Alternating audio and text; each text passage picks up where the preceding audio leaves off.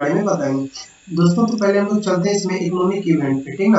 आप इस चीज पे निश्चिंत रहिए, हम अकाउंटिंग का जो हिस्ट्री है ना वो आपको क्रमवार बेहतर तरीके से बता देंगे। ओके।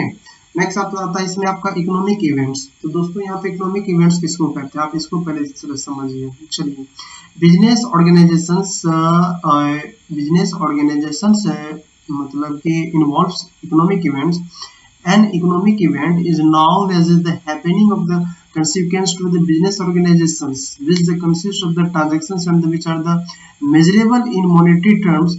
For example, यानी कि यहाँ पे कह रहा है कि ऑर्गेनाइजेशन में ऐसे भी है, इस तरह का बिजनेस बिजनेस ऑर्गेनाइजेशन में ट्रांजेक्शन होना चाहिए जिसका हम लोग मेजरमेंट मनी में कर सकें। अब यहाँ पे एक एग्जाम्पल टेकन किया गया, देखिए, purchase of machinery, installing and keeping it ready for manufacturing is an event which comprises number of the financial transactions such as the buying a machines. देखिए यहाँ पे एक एग्जांपल लिया गया है कि अगर आप मशीनरी को परचेज करते हैं, इसका इंस्टॉलिंग इसको लगाने में, सारा चीज रेडी करने में, एक तरह का निर्माण करने में, ये जितने भी चार्जेज हैं, जैसे कि मशीन आप परचेज किए, उसके बाद उसको लाने में यानी कि ट्रांसपोर्टेशन ऑफ मशीन में जो भी पैसा लगा, और site preparation for the installation of A machine, यानी कि जो जिस स्थान पे आप जिस कंपनी में जिस जगह पे लगाए हैं मशीन को, वहाँ पे लाने में, वहाँ पे बैठाने में, छोटा मोटा जो खर्च हुआ, भाड़ा लगा, मशीन में सारा दम जुटेगा।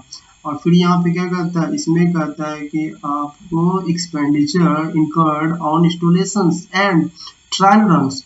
Thus, accounting identifies bands of the transactions relating to an economic event. If an event involves transactions between an outsider and organizations, these are known as the external events.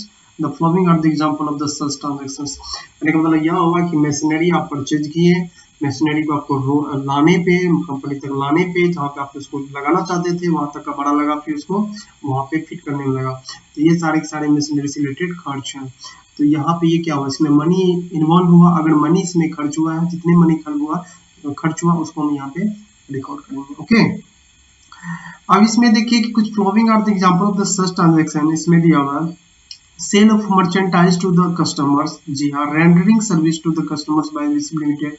अगर आप किसी कस्टमर को cell करते हैं, अगर यहाँ पे rendering service देते हैं किसी कस्टमर को बाय, या एबीसी लिमिटेड के द्वारा जो किसी कस्टमर को जो है सर्विस प्रोवाइड किया जाता है, purchase of material from the suppliers, यानी कि इकोनॉमिक इवेंट में ये सब ट्रांजैक्शन आ गए। कोई एबीसी लिमिटेड नाम का कंपनी को अगर सर्विस दे रहा है, जैसे कि मान लेते हैं एयरटेल कंपनी का हम लोग सर्विस ले रहे हैं, तो उसके लिए हमको लोग को पैक मारना पड़ता है। तो एयरटेल कंपनी से हम लोग ले रहे हैं, तो सर्विस ले रहे हैं, तो यहाँ पे क्या आ गई है, इकोनॉमिकल ट्रांजैक्शन हुआ। अगर हम किसी कस्टमर को सेल करते हैं नगद या उधार पे, आज न कल उससे पैसा हमको मिलेगा, या नगद पे हमको कैश पे सेल करते हैं, तो ये मेरा इकोनॉमिक ट्रांजैक्शन हुआ।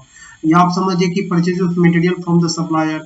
अगर आपका जो सप्लायर है, जहाँ से आप कोई भी गुड्स जो परचेज करते हैं, मटेरियल, चाहे वो रॉ मटेरियल हो या फिनिश कमोडिटी जो परचेज करते हैं, तो वो भी आपके यहाँ पे इकोनॉमिकल इवेंट्स हुआ। Payment of the monthly rent to the landlord. अगर आप लैंड का यूज कर रहे हैं, जो लैंडलॉर्ड है यानी कि जमींदार है, आप उसका मंथली रेंट पेमेंट कर रहे हैं लैंडलॉर्ड को, तो वो एक तरह का क्या हुआ, इकोनॉमिक इवेंट हुआ। Okay. So an internal events is an economic event that occurs internally between the internal wings of any enterprises. For example, supply of raw material of component by the stores department to the manufacturing, the department paying of wages to the employees. कहने का मतलब यहाँ पे ये आता है कि आप इकोनॉमिक इवेंट में हम सारे चीजों को हम रख पाते हैं, जो internal wings of the enterprises, आंतरिक और बाह्य, जो सारे सप्लाई ऑफ रॉ मटेरियल यानी कि कच्चा सामग्री को जो सप्लाई करता है वो, और component by the stores department to the manufacturing department, यानी कि रॉ मटेरियल परचेज करके फिर हम जो है उसका मैन्युफैक्चरिंग करते हैं, फिर उसका सेलिंग करते हैं, या हम पेमेंट ऑफ वेजेस, मजदूरी पेमेंट करते हैं, या फिर एम्प्लॉय को पेमेंट करते हैं सैलरी। तो ये सारे के सारे इकोनॉमिक इवेंट होंगे। नेक्स्ट टॉपिक आप लोग का identifications, measurement and recording and communication. तो वही यहाँ पे जो है identification, it means determine the which transaction to record, यानी कि आइडेंटिफाई मतलब यहाँ पे होता है किस ट्रांजैक्शन को रिकॉर्ड करें, इस चीज की पहचान करना। By events which are the recorded in envelopes observing activity and selecting whose the event that are the considered financial character and related to the organization, the business transactions and other economic event therefore are the evaluated for decision whether it has to be recorded in the book of account। कहने का मतलब हो गया कि यहाँ पे हमको पहचानना होगा कि किसको हम रिकॉर्ड करें और किसको ना करें, ठीक ना। तो इसमें वही बात आता है, इसमें आइडेंटिफिकेशन करना पड़ता है।